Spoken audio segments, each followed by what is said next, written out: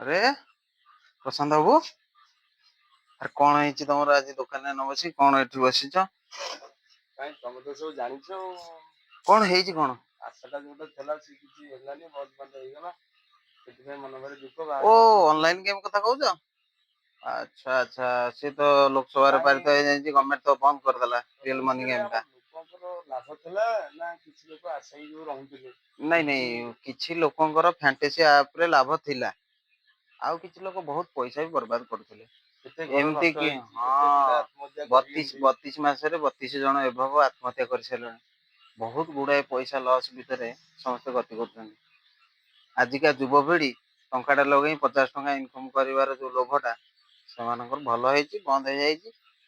ଆଉ ସେଥିପ୍ରତି ଦୁଃଖ କର ନାହିଁ। ଏମିତି ଲାଭ ଲସ୍ ଚାଲିଛି, ତମେ କାହିଁ ସେଥିରେ ମନ ଖରାପ କରି ନିଜର ବ୍ୟବସାୟ ହଁ, ଆମର ତ ଆଶା ଥିଲା ସେମିତି ଖେଳୁ। ହଁ, ଆଶା କିନ୍ତୁ ଥିଲା। ସିଏ ଯେତିକି ଲାଗୁଥିଲା, କିଛି ଯାଉଥିଲା, କିଛି ଆସୁଥିଲା, ଏମିତି ଚାଲିଥିଲା। ଆଶାଟା ଥିଲା, ଆଶାଟା ବନ୍ଦ ହେଇଗଲା। କିନ୍ତୁ ମୁଁ ତ 1000 1200 ଟଙ୍କା ହଁ, ଆଗକୁ ହଁ, ଏଇଆ କରିବା, ନିଜେ ଖଟିଆ, ଖଟିକିରି ଯେତିକି କରିପାରିବ ସେଇ ହବ ଠିକ।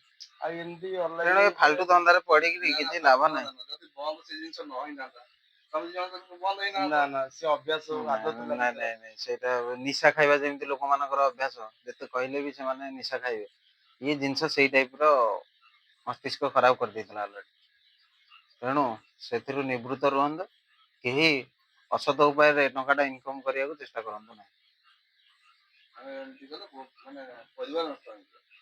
ତେଣୁ ସେ ବାବଦରେ ଆମର ମୁଣ୍ଡ ନ ଖେଳେ ଆମର ବ୍ୟବସାୟ କେମିତି ଉନ୍ନତି ହବ ସେ ବାବଦରେ ଚିନ୍ତା କର। କଣ ଚିଠାଟା ଥିଲା ସବୁଟା ମୁଁ କରିଛି, ନେଇକି ଯିବ ଆଉ। ମୁଁ ହଁ, ରହୁଛି ଯିବା ସେପଟେ ଆଉ। ହଉ, ରେଡି।